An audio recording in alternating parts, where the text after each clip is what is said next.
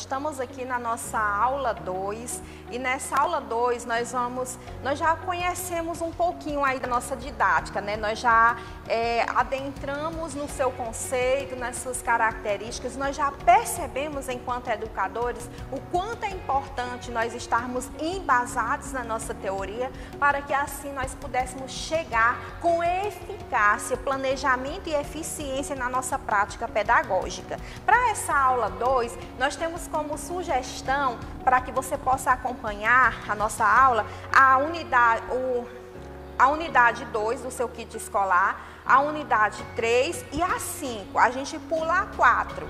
Então, vamos pegar a 2, a 3 e a 5 para que nós pudéssemos adentrar um pouquinho na concepção de aprendizagem. Olha o quanto é importante a disciplina de didática. Na aula anterior, nós falávamos que era muito importante para o educador, o professor, o pedagogo, enfim, ele saber a sua teoria, conhecer as tendências, conhecer o estudioso, o pensador, o crítico, o filósofo, o que ele propõe como concepção de aprendizagem para que eu possa aliar, pegar todas essas informações, aliar em meios e técnicas eficazes e eficientes para que assim eu possa ter um ensino-aprendizagem lá na minha prática pedagógica de qualidade, totalmente planejada. Nós estamos aqui propondo para você nessa atividade 5 questões meramente discursivas,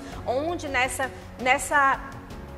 5 questões nós vamos pegar por base o texto da unidade 2, 3 e 5, para que a gente possa se fundamentar. E nós temos já aí como tema nessa primeira discussão a didática e o processo de ensino-aprendizagem, né? Como é que eu posso perceber o processo de ensino-aprendizagem? Nós percebemos aqui até agora, meus queridos acadêmicos, que não existe nada solto na educação. Aquele educador, aquele professor que pensar que vai fazer algo solto, ele não vai conseguir ter um olhar panorâmico, uma visão panorâmica do ensino-aprendizagem. E nessa concepção, nós já temos aí a aprendizagem. Nós sabemos que cada ser humano, ele tem seu jeito de aprender. Às vezes, uma turma apenas de 15 alunos, cada uma dessas 15 pessoas no ensino fundamental ou médio, ou seja, na educação infantil, onde for, ela tem o seu jeito próprio de aprender. O meu método que eu uso, as minhas técnicas que eu uso para ensinar 2 crianças, ela já não pode ser tão eficiente e eficaz para ensinar um grupinho de 3, de 4, de 5. Então, é isso onde a didática quer chegar, quer abrir os nossos olhos, a nossa visão enquanto educadores e percebermos a concepção de aprendizagem, ela é vasta e o professor precisa estar munido de informações, munido de formações para que ele possa pegar o melhor jeito, a melhor prática de ele assim conseguir um meio eficaz para conseguir o ensino-aprendizagem dentro das salas de aula. O nosso cérebro, você pode estar aí até acompanhando, e as concepções de ensino-aprendizagem, ele precisa ser trabalhado dia após dia, hora após hora da sua sala de aula. E a competência do educador fará toda a diferença, todo o essencial para que ele possa motivar, como fatores emocionais, sociais, eles virão à tona a todo instante dentro da nossa sala de aula. Então, nós podemos pegar crianças que eles não vão conseguir aprender e que o emocional dele vai favorecer de forma que ele ficará desestimulado. Então, a competência do professor, do educador, ela vai fazer toda a diferença. Lá na unidade 1, quando nós estávamos ainda falando de conceitos, né, de características da didática, conhecendo ainda essa disciplina, nós já começávamos a adentrar nessa concepção de perceber que nós temos vários estudiosos que eles nos trazem, eles elencam importantes ações para que o professor ele possa colocar em prática. E nós já temos aí Piaget. né, esse grande estudioso que contribui de forma valiosa para que o ensino-aprendizagem ele possa acontecer de forma eficaz e eficiente nas nossas salas de aula. Piaget e a aquisição de conhecimento.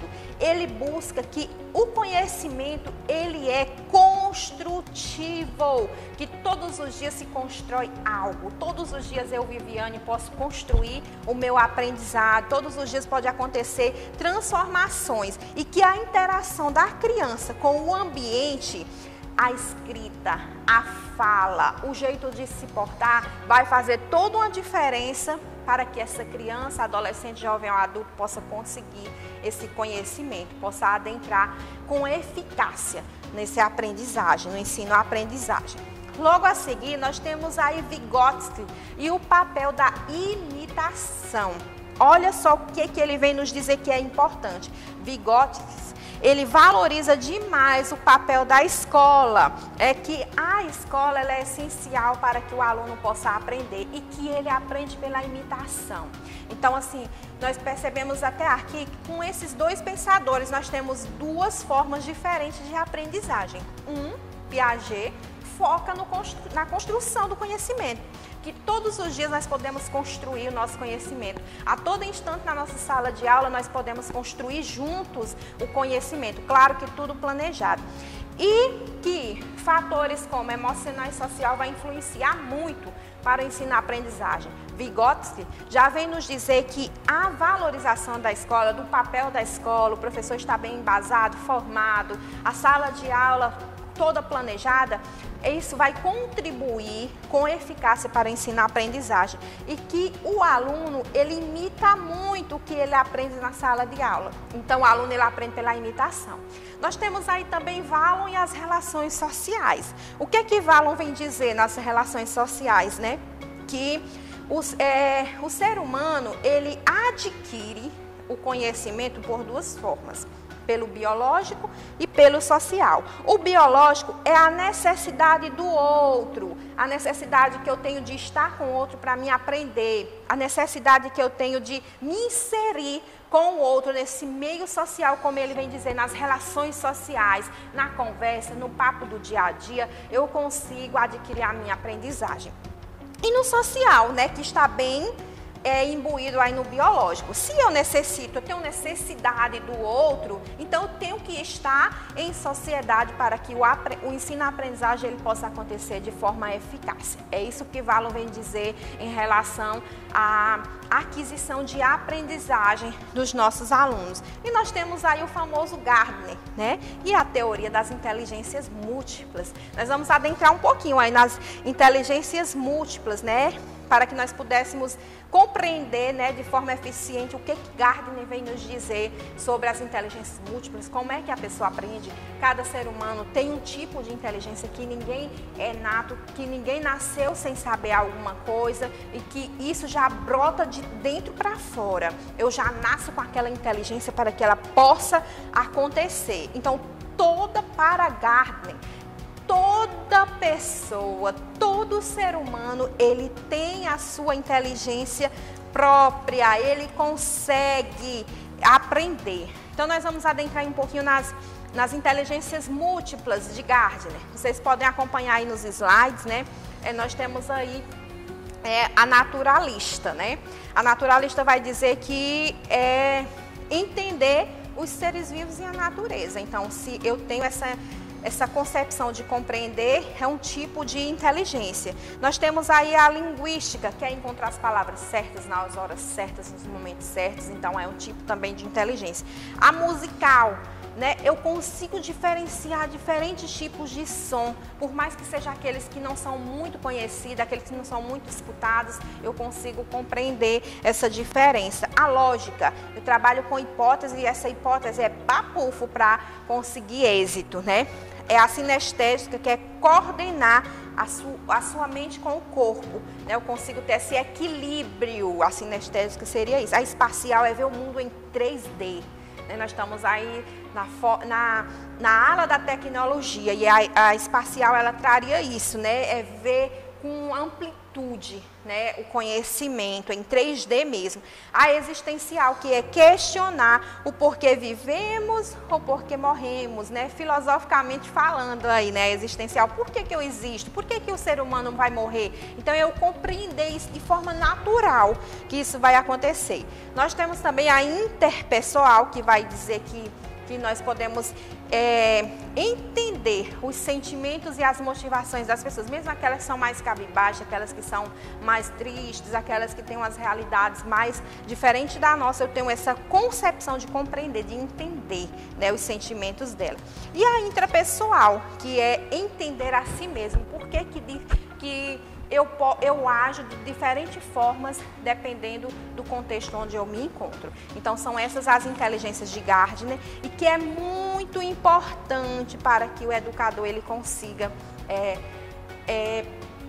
ter êxito. Nós podemos utilizar qualquer um desses pensadores como teóricos, né, para dentro da nossa sala de aula, utilizando a nossa didática própria, para que o nosso aluno ele possa aprender, compreender, né? Nós temos aí na unidade 3 os agentes do processo pedagógico. Agente é aquelas pessoas, aqueles meios que fazem parte diretamente do processo de ensino-aprendizagem, que seria quem? Quem faz parte, gente, do processo de ensino-aprendizagem? Logicamente, nós, os professores, os nossos alunos, né? Eles são agentes do processo pedagógico, e sem eles seria assim praticamente incapazes de acontecer o ensino-aprendizagem. Eu preciso compreender uma coisa enquanto educador, que se eu tenho algo para me falar, alguém precisa receber esse algo que eu falei. Se não tiver o alguém para receber, o alguém para compreender, o alguém para entender aquilo que eu expliquei, aquilo que eu realizei, aquilo que eu planejei, não aconteceu o processo de ensino-aprendizagem. Então, é muito importante nós percebermos que esses agentes, eles são ativos, eles não são passivos. E o ensino-aprendizagem ele vai acontecer dessa forma, né? E que nós percebemos aí que o professor e o estudante, e o conhecimento, ele forma um triângulo amoroso, como diz aí no kit escolar de vocês, né? Ele forma assim um triângulo amoroso, e dessa forma, nesse triângulo amoroso, é que acontecem os grandes desafios da prática pedagógica na atualidade. É onde vai entrar a nossa didática, o desafio daquele professor que vai dizer, fulano de tal, um professor nota 10. Mas por quê? Porque para isso ele se embasou no conhecimento, na teoria de alguém, adquiriu uma prática eficaz para chegar ao meio, percurso, a didática eficiente para chegar até a sua prática pedagógica, mas ele teve, acima de tudo, além desse conhecimento, ele teve alguém para receber, alguém para ele entrar em contato, um ser que fosse ativo, e ele pudesse fazer todo esse esforço, essa vivência acontecer de forma eficaz e eficiente. E é isso que nós queremos elencar, né? E que os professores, né, eles tenham aí umas diversidade na sua sala de aula, e que é sempre um desafio para nós educadores termos esse meio eficaz e eficiente de ensinar e de também aprender, mas também saber que nós somos seres ativos. O professor é um ser ativo, o aluno também é um ser ativo e não mais passivo, né? No passado a gente pensava que o aluno era um ser passivo, que ele só ia receber, ele era um receptor. Não. Hoje é diferente, nós somos seres ativos e que nós temos que ter essa parceria, professor-aluno, para que haja esse triângulo amoroso, né, na nossa prática pedagógica. Então, é isso que nós queremos propor nessa atividade, né, as atividades discursivas, subjetivas, para que nós pudéssemos adentrar nesse mundo, né, perceber como a teoria é importante para a nossa prática pedagógica aí no campo da didática do ensino fundamental e médio. Então, até a próxima aula.